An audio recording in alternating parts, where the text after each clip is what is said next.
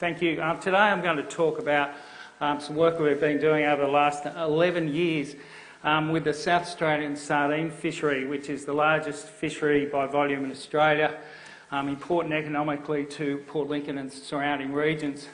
And it's particularly with respect to the code of practice that we've developed with industry and fisheries managers from PIRSA to mitigate the interactions with short-beaked common dolphins. And I'll start with a little bit about the code of practice. You can see here some of the purpose of the code. So crew induction and training, minimising interactions with wildlife, accurate monitoring, reporting of interactions, continuous improvement are really some of the key purposes of the code. The elements of the code, there's an observer program that's been going since 2004-05. Quarterly and annual reports. Annual reports are published. The key elements of the program are these avoidance and release procedures, and more recently industry's taken a role in monitoring interactions themselves in real time to try and improve the mitigation techniques even further. I think really important part of the process has been this wildlife interaction working group that involves PIRSA, Sardine, Juna, industry, and it meets quarterly, it reviews the reports, identifies potential refinements to the code, and it also provides advice to the Minister. This is a project summary. I don't want you to get a lot out of this table, simply that the program has been going on since 2004-2005, and then for 10 years since the code of practice was introduced. There's about 800 to 1,250 shots in the fishery a year, and you can see that observer coverage has ranged between about 4 and 25%, and the last few years it's been around 10%. All right, and this is probably the most important result that I'll show you today, and it shows the numbers of encirclements that occurred in 2004-05, before the implementation of the code of practice and the change over time. So you can see that we've certainly had a problem. Something like 500 encirclements occurred before the code was introduced, and you can see there's a big discrepancy between what was reported in logbooks and what was observed by observers. And we extrapolated out from that data in a simple method and more complicated GLM to estimate how many interactions we think would have happened across the fleet. And you can see, as I say, about 500 in 2004-05, but by 2014-15, and pretty consistently in the years leading up to that, significantly reduced. The graph below shows the number of animals that were encircled on each occasion, and that's reduced from 5 to 3 over time. So it's a pretty simple calculation to see how many animals were encircled back in 04-05 and how many have been encircled over the last couple of years. Probably more important though is the number of mortalities, and you can see that we really did have a very significant problem in 2004-2005 when we started this program. Something like 500 or 600 dolphins were estimated to have been killed when you use that same extrapolation technique across the fishery. And the fishery was closed for a couple of months by the Premier with a clear message: fix the problem or the fishery will be closed permanently. That obviously focused the attention of industry. The code of practice was implemented, and as I think you can see, has been highly successful in reducing the rates of mortality in observed events, and also the discrepancy between what's reported in logbooks and what's extrapolated from the observer data has obviously reduced over time as well. So from something like 500 to 600 dolphins, we're down to less than 25 dolphins a year across the last few years. All right, this is a little bit about the fishery. Most of the fishing happens between December and June. That's also when most of the interactions occur. And this graph on the bottom left shows a couple of things that are important to remember.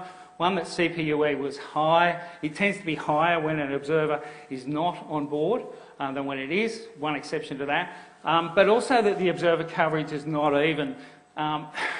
Observer coverage tends to be higher in those months when there's less fishing effort, fewer boats, and incidentally, lower catch rates, and mostly smaller boats, because the larger boats with greater catching capacity have already taken their quota. And you can see that observer coverage is not evenly distributed. It differs between financial years, as you would expect, but also between month and vessel, which has important implications for some of the stuff that follows. Okay, so this is a look at catch per unit effort of sardines with and without an observer. And you can see that it's different, statistically significantly different with and without an observer, whether you measure it in sardines, net set, tonnes of sardines per net set or per night.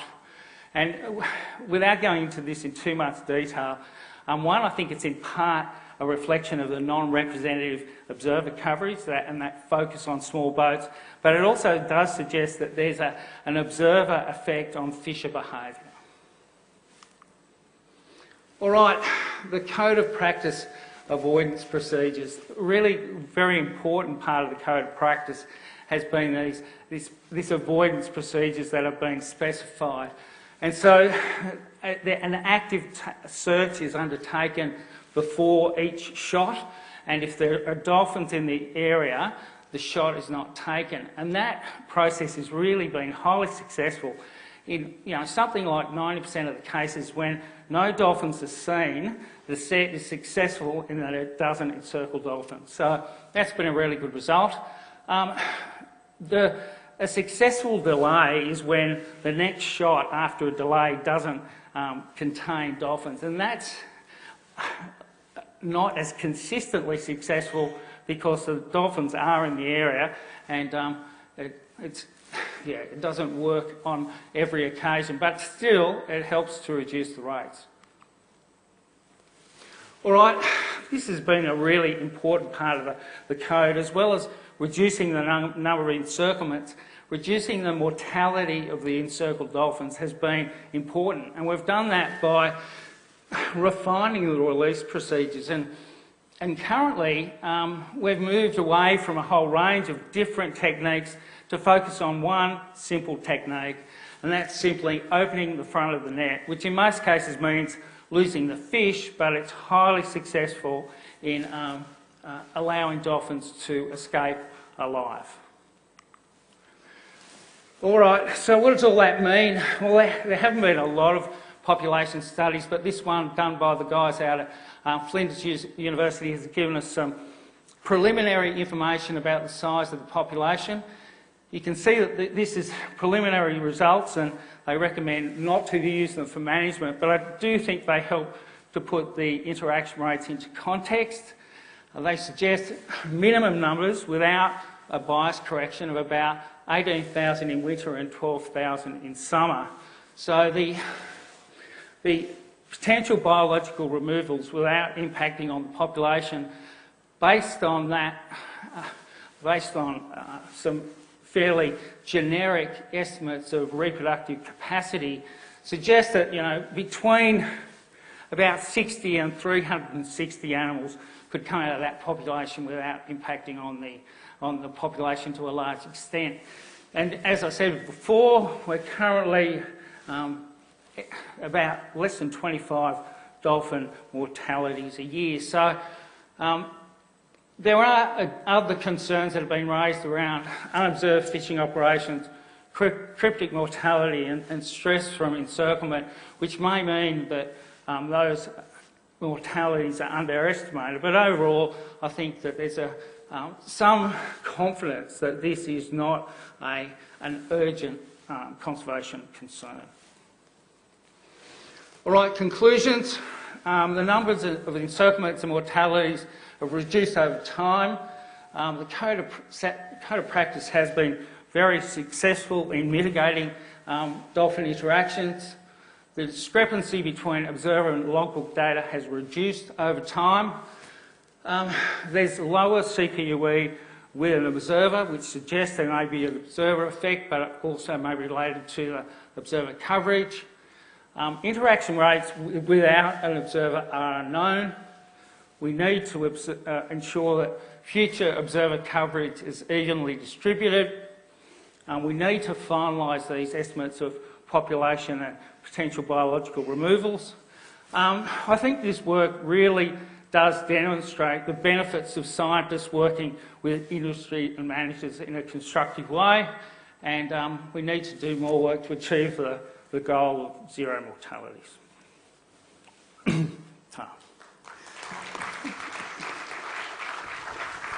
Thanks very much, Tim. 2 minutes ahead of time, so an extra gold star for you. Thanks, mate. Any questions for Tim?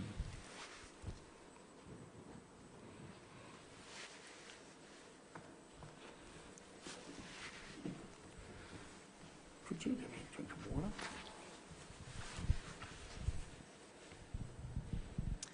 Tim, I'm just seeing similarities between the issues with dolphin bycatch and the Australian sea lion bycatch.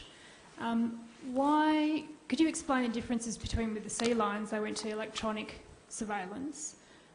Was that considered a method of surveilling for this fishery?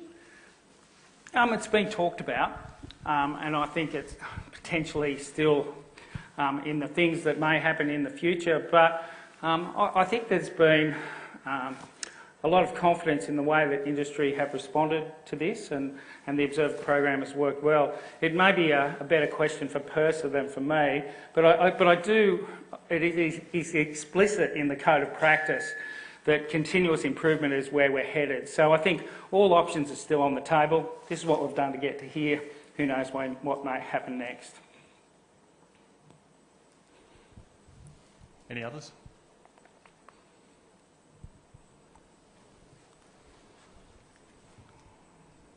We do have a bit of extra time, so... That's why I'll sneak a quick question in. Tim, what's the limitation with being able to put more observers on board?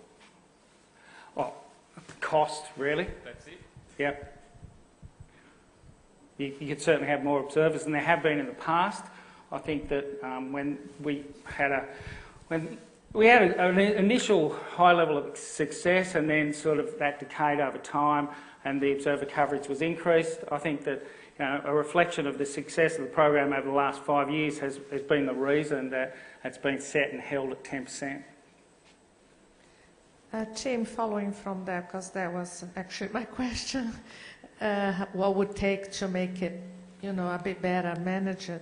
When is the Code of Practice due to review, and is there an opportunity to amend the code to increase the observer program and make it more representative?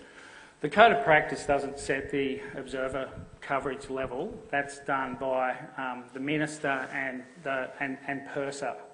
The Code of Practice itself is reviewed every time we meet, and which is once a quarter, and this sort of undergoes a thorough review every couple of years. But there have been minor changes made quite frequently, particularly with how to mitigate and particularly the release procedures. So we moved from a situation where a range of procedures were identified as being appropriate to now where the code specifies that open the front of the net is the release procedure of choice. And I suppose from a management perspective from PIRSA, that industry level of independent observer coverage is reviewed every year, and the industry Code of Practice is also reviewed and updated and amended over time, so that's been a process of continuous improvement. The level of observer coverage being applied consistently, between months and between vessels and across the season is something that the industry and the government and the program that the company that manages the observers have been working on.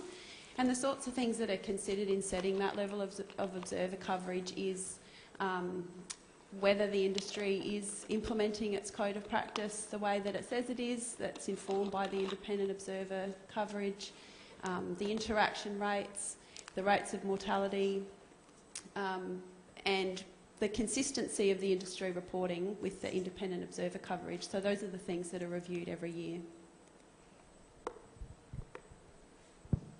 Last one, Tony. I was just wondering, given the fishery was in operation and scaled up quite rapidly in the 90s, you know, which is about a decade before the Code of Practice. You had quite high rates of mortality in that before the Code of Practice was there. Is there a possibility there's already been an impact on the population? Well, it's hard for me to say that. We weren't monitoring the dolphin population, but certainly the year that the Code of Practice, the year that we did the first observer program, that was the highest year of effort and catch in the fishery. And it has, as you say, scaled up pretty rapidly, particularly in the 5 years leading up to that. So that would have been when any significant impacts may have occurred. But certainly industry thought it was rather ironic that the biggest year of the fishery with most of the effort was the year when we started the program. Great. Okay, that's full